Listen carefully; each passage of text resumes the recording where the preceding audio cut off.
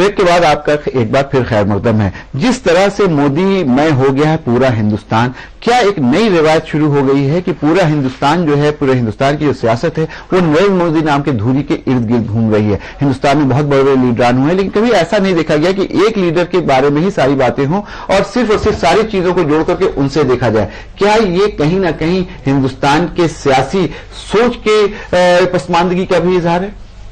सलीम साहब, मैंने ये कहा कि ये जो सोच है और जिस रुख पर हम जाने लगे हैं, ये इस मुल्क के लिए बहुत खतरनाक साबित हो सकता है। और हम अपने इस डेमोक्रेटिक सेटअप के थ्रू इस तरह एक व्यक्ति को आगे बढ़ाने से हमारा देश जो है डिक्टेटरशिप और हिटलरशिप की तरफ जाने का खतरा जो है वो हमारे सामने नजर आता है। कांग्रेस के जमाने में भी इंदिरा गांधी जब एक मर्तबा जब इस तरह की पोजीशन आई थी और उन्होंने इमरजेंसी लगाकर पूरा वो किया था। आज हमको ये लगता है कि अभी कुछ सालों तक बार बार नरेंद्र मोदी जी ये कह रहे हैं कि 10 साल का वक्त दीजिए, 10 साल तक आप सब कुछ रोक दीजिए, 10 साल ये कर दीजिए। 10 साल का वक्त नरेंद्र मोदी को जनता देना दे, कांग्रेस ने दे दिया है। और दूसरा वो कांग्रेस की बात अलग है। कांग्रेस, हम तो कांग्रेस को ही गलती मानते हैं। कांग्रेस की गलतियों की वजह ही से इन लोगों ये इस काबिल नहीं थे कि सत्ता में आ सके, और न ही इनकी पॉलिसी वैसी है। ये तो कांग्रेस संभाल नहीं सकी, कांग्रेस नहीं पे दिया है। हाँ, तो इसलिए हम ये कह रहे हैं कि कांग्रेस की वजह से ही ये सांप्रदायिक और फासिस्ट ताकतें इतनी ताकतवर हुई, सत्ता तक आई और अब खुद कांग्रेस के लिए मुसीबत बन गई है। तो अभी तो कांग्रेस को सोचना पड़ेगा कि उनको क्या करना है। बहुत देर से लेकिन हमारा आलोक जी, आपके ऊपर इल्जाम लग रहा है कि आपने एक तो ऐसी पार्टी को बरसर इख्तियार लाया, उसकी सरकार बना दी जो शायद मुमकिन नहीं था, आपकी नाकामयाबियों की वजह से ऐसा हुआ। लेकिन कांग्रेस की सियासत देखें या पूरे मुल्क की आजादी के बाद की सियासत देखें तो ऐसा कभी नहीं हुआ। थोड़ा सा कह सकते हैं कि इमरजेंसी के पीरियड में एक ऐसा दौर आया था कि हर कुछ इंदिरा गांधी के हाथ में सिमट गई थी, लेकिन बहुत थोड़े वक्त के लिए, और वो एक ट्रेंड नहीं था। लेकिन जिस तरह से एक ट्रेंड के तौर पे और एक पूरी पैटर्न की तरह से ये चीजें आ रही हैं कि नरेंद्र मोदी अपनी पार्टी में भी पार्टी से बड़े हो गए हैं। पार्टी के सारे शीर्ष के नेता जो टॉप के लीडर थे, चाहे लाल कृष्ण आडवाणी हो, मुरली मनोहर जोशी हो, या जिनका भी नाम लीजिए, और वो लोग जो आज पार्टी में हैं, सरकार में हैं, वो भी कहीं ना कहीं बिल्कुल हाशिए पे हैं और पूरा कॉल साहब यानी नरेंद्र मोदी साहब लेते हैं। क्या एक अच्छी शुरुआत है? देखिए, 2-3 प्रश्नों को आपने क्लब अप किया है। सबसे पहला तो हिंदुस्तान की जो जमहूरियत है वो एक ट्रांजिशन फेज से गुजर रही है।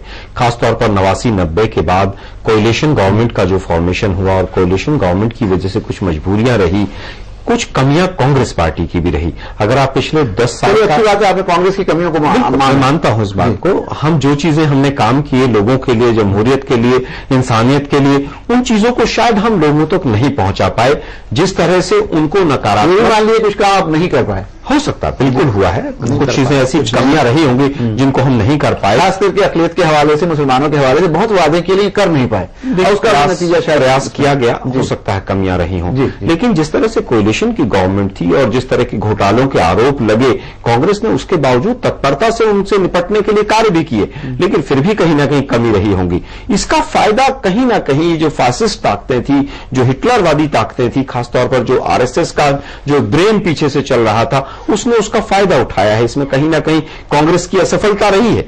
लेकिन आज जो हो रहा है, पिछले 3-4 महीने से आप जो देख रहे हैं, 3-4 मुद्दों के ऊपर ये सरकार आई। सबसे पहला भ्रष्टाचार की बात इन्होंने की। अभी आपने देखा होगा कल जो एम्स सबसे बड़ा हिंदुस्तान का जो अस्पताल है उसके सीवीओ को हटा दिया गया। महंगाई के लिए हमने जो तमाम नारे दिए, तो आज भी जो सरकार है ये पूरी तरह से नारों पर चल रही है। नारों के लिए और झूठ बोलने के लिए इस मुल्क के अंदर कोई टैक्स नहीं है और मोदी जी उस चीज को करते चले जा रहे हैं। लोग गुमराह होते चले जा रहे हैं। कहीं ना कहीं हमारे लोगों की वजह से भी कोई ना कोई इस तरह की बयानबाजी रही जिसकी वजह से इनको फायदा मिला। लेकिन बहुत जल्दी पर्दाफाश हो रहा है, धीरे धीरे पिक्चर क्लियर होती चली जा रही है। जो एक हमारी जमहूरियत की धीरे धीरे पिक्चर क्लियर होती जा रही है, लेकिन आपके जो मुखालफिन है भारतीय जनता पार्टी वाले, वो कहते हैं पिक्चर अभी बाकी है। और अभी आप देखिए एक एक करके सारे राज्यों में भारतीय जनता पार्टी की सरकार बन जाएगी और ये जो रीजनल जो क्षेत्र थे, जो लीडरान थे, वो कहीं ना कहीं इररिलेवेंट हो जाएंगे। देखिए, हिंदुस्तान की सियासत में एक बहुत बड़ा नाम मुलायम सिंह यादव का है और पूरी सियासत एक जमाने में मुलायम सिंह के इर्द गिर्द घूमने लगी थी। लेकिन जिस तरह की हालात बन रहे हैं, क्या मुलायम सिंह यादव और उनके तरह के जो दूसरे लीडरान हैं वो बिल्कुल इररिलेवेंट हो जाएंगे? चलिए, वसीम साहब हमारे साथ मौजूद है, वकार साहब, उनसे आसिम वकार साहब, उनसे जानते हैं कि क्या मोदी के आने के बाद ये रीजनल लीडर्स है, इनकी अहमियत कम हो रही है? वकार साहब। देखिए, माननीय नेताजी के बारे में मैं एक बात साफ कर दूं। जी,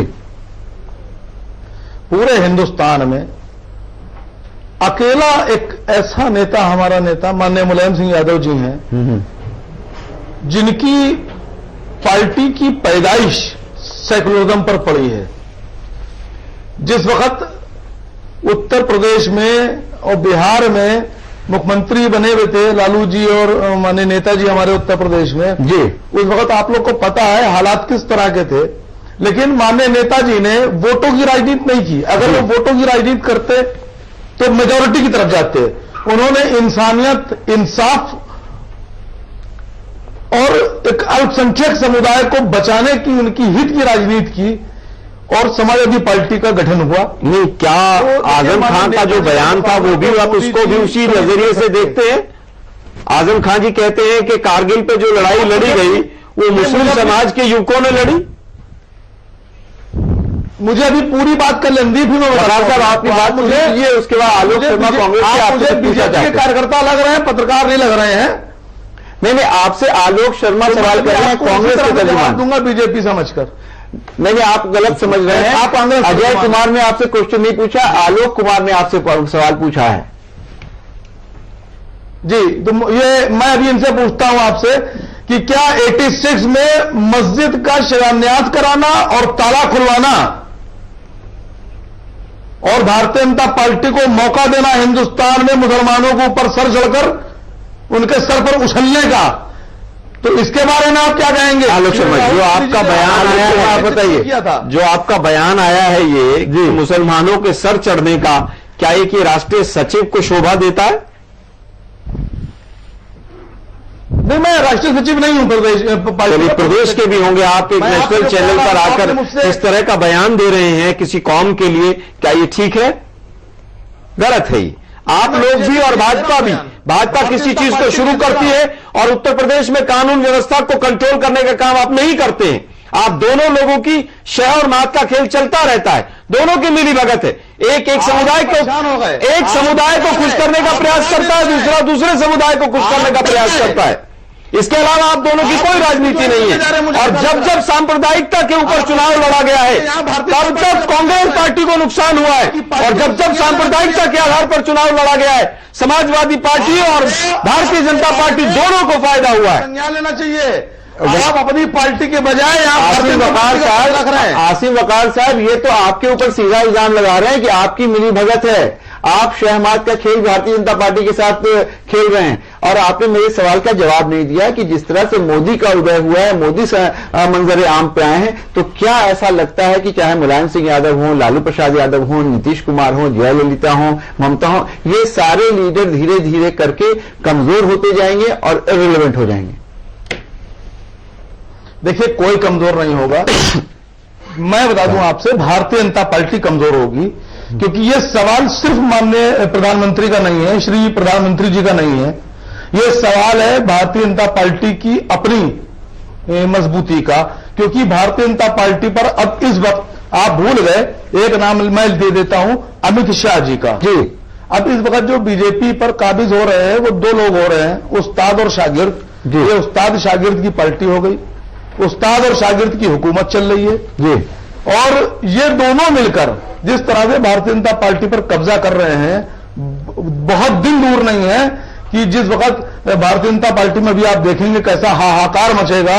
ये दोनों जब कब्जा करना शुरू कर इसके बारे में तो वकार साहब भाजपा ये कहते हैं कि ये कहीं ना कहीं खुशफहमी है समाजवादी पार्टी के लोगों को, कांग्रेस के लोगों को, या जो बीजेपी के मुखालफिन है कि बहुत जल्दी इनमें कुश्ती होने वाली है, लेकिन ऐसा कुछ होगा नहीं। देखिए, मैंने क्या ना, मैंने अपनी बात रखी है। जी जी, इनमें क्या होगा क्या नहीं होगा ये मुझे नहीं पता, लेकिन मैंने अपनी बात रखी है कि जिस तरह से ये आप अभी कहे ना मोदी जी नहीं, मोदी जी और शाह जी, इनको पूरा नाम लीजिए, ये दो एक जोड़ी आई है जो हिंदुस्तान पर भारतीय जनता पार्टी पर काबिज होना चाहती है। और हमारे देश का जो अवाम है बहुत अक्लमंद, बहुत समझदार है। मानता हूं कि इमोशनल है, सीधा है, लेकिन बेवकूफ नहीं है। वो कब तक बेवकूफ बनेगा? इन्हीं ने तो चलिए शाकिराना अंदाज में अजय कुमार से पूछ लेते हैं। अजय कुमार जी, आपने सुना जो बात कह रहे हैं, बिकने लगेगा, जो बात कह रहे हैं आसिम बिकने वकार लगेगा साहब कि ये शहमात का खेल नहीं है, जिस तरह से अमित शाह का और नरेंद्र मोदी का खेल है, ये लोग जल्दी समझ जाएंगे और उनकी पार्टी भी समझ जाएगी और किसी न किसी तरह से उसके इशारे मिल रहे हैं कि एक एक करके जो सीनियर लीडर थे बीजेपी के वो किनारे कर दिए गए हैं, पूरे तौर पे भारतीय जनता पार्टी पे नरेंद्र मोदी और अमित शाह का जो ग्रुप है वो हावी हो रहा है। क्या आपको लगता है कि इससे कहीं ना कहीं भारतीय जनता पार्टी को भी कमजोरी आएगी और जिस तरह का मामला चल रहा है हो सकता है उन लोगों में आपस में किसी तरह की कोई तकरार हो? देखिए, मैं दो बातें यहां पे कहना चाहूंगा कि निरंकुशवादी व्यवस्था लोकतांत्रिक व्यवस्था के लिए अच्छी नहीं है। अगर भाजपा में ऐसा हो रहा है और भाजपा उस तरफ बढ़ रही है तो निसंदेह ये एक अच्छी बात नहीं है। मतलब आप ये मानते हैं कि एक आदमी के इर्द गिर्द सारी चीजें नहीं होनी चाहिए, कहीं ना कहीं वीकेंद्रीकरण होना चाहिए, डिसेंट्रलाइजेशन होना चाहिए, एक लोकतांत्रिक व्यवस्था। लेकिन उससे बड़ा सवाल और उससे बड़े अपराधी तो ये सियासतदान हैं, जिसमें उनकी पार्टी कांग्रेस, अगर देश के अंदर ऐसी स्थितियां बन रही है तो आप इंतजार कर रहे हैं, आप सड़कों पे निकलिए, आप जनता को कन्विंस कीजिए। कहीं ना कहीं फेल्योर तो ये देश के विपक्षी पार्टियों का भी है। इस स्थिति के लिए जनता ने अगर वहां पहुंचा दिया कि जनता आज कह रही है कि हमें चलो अपने हक के लिए, अपने बेहतरी के लिए एक तानाशाह चाहिए, तो क्या यह व्यवस्था हमें सोचने पर कि जनता के उस फासिस्ट सोच पे, जिसको आप फासिस्ट ताकतें हवा में नहीं आ जाती, उसको कहीं ना कहीं जनता का समर्थन मिलता है। तो जो जनता के बीच में निराशा की यह इतनी बड़ी खाई है, तो क्या उसके लिए देश की दूसरी राजनीतिक ताकतें जिम्मेवार नहीं है? क्या मुलायम सिंह नहीं, नरेंद्र मोदी पश्चिमी घाट से उठते हैं और दिल्ली पे कब्जा कर लेते हैं जी, और आप लखनऊ से दिल्ली नहीं पहुंच पाते हैं, आप पटना से दिल्ली नहीं पहुंच पाते हैं। मुलायम सिंह बड़े नेता थे, नीतीश कुमार बड़े नेता थे, लालू यादव बड़े नेता थे, या इनके दिग्गज बड़े नेता थे सोनिया गांधी। वकार साहब से इसका जवाब ले लेते हैं, फिर आएंगे सलीम साहब। वकार साहब ये कह रहे हैं अजय कुमार कि कहीं ना कहीं ये जो लीडरान है उनका फेलियर है कि वो गुजरात से आकर दिल्ली पे काबिज हो गए और उनको हुकूमत मिल गई, और मुलायम सिंह यादव जो हर हाल में उनसे बड़े लीडर हैं वो ऐसा नहीं कर पाए। क्या लगता है कहीं ना कहीं ये फेलियर दूसरी पार्टीज की भी है? नहीं, कोई फेल्योर नहीं है।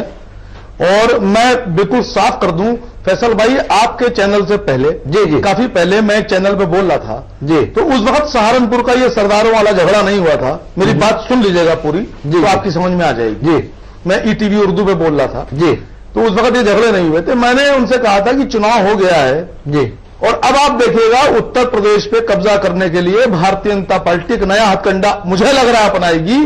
कहीं ना कहीं उसे जिस तरह से सबको हिंदू कर दिया है, अब वो दलितों को मुसलमानों के खिलाफ खड़ा करेगी, सरदारों को मुसलमानों के खिलाफ खड़ा करेगी, जैनों को बुद्धों को खिलाफ मुसलमानों के खिलाफ खड़ा करेगी, और एक मुहिम चलाएगी कि जब चुनाव आए और वोट देने की नौबत आए तो जो अन्य धर्म और जातियां हैं वो मुसलमानों के खिलाफ वोटिंग करें। ये प्लानिंग भारतीय जनता पार्टी की थी और कहीं ऐसा नहीं है। ईमानदार नेता है हमारे। चलिए कहा कि अगर वो चाहते 89 में अगर चाहते तो मेजॉरिटी वोटों की हुकूमत राजनीति करते और मेजॉरिटी के वोटों पर कब्जा करने के लिए वो राजनीति करते, लेकिन उन्होंने मेजॉरिटी और माइनॉरिटी छोड़ दी। उन्होंने हक और इंसाफ की बात। आगे वापस आऊंगा वकार साहब, मुसलमानों की लड़ाई। आपने सुना जो बात कह रहे हैं वकार साहब? हाँ, मुझे एक बात तो समाजवादी पार्टी के जो नुमाइंदे हैं उनसे कहनी है और कांग्रेस के नुमाइंदे इनसे भी कहनी है कि देखिए आप सारा इल्जाम दूसरों पर लगाते हैं। ये बात सही है, ये देश जानता है कौन दंगे कराता है। ये बात अजय कुमार जी कह रहे हैं, ये कौन दंगे कराता है, कौन नफरत फैलाता है। लेकिन कांग्रेस पार्टी की इतने सालों से हुकूमत रही, आप दंगे कराने वालों को कंट्रोल क्यों नहीं कर पाए? आप दंगे कराने वालों के खिलाफ कार्रवाई क्यों नहीं कर पाए?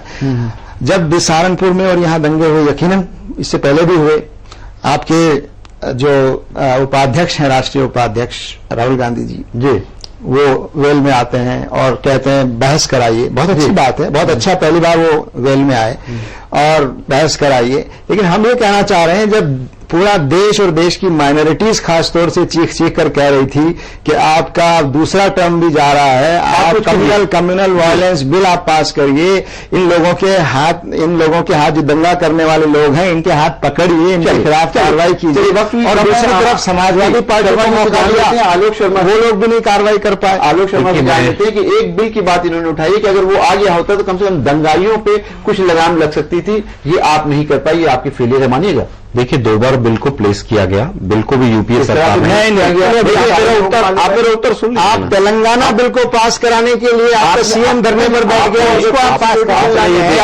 आप कम्युनल वायलेंस बिल के लिए आप कह रहे हैं इतनी, जब तेलंगाना में आपका मुख्यमंत्री तेलंगाना के ऊपर क्या क्या हुआ वो भी देश ने देखा है।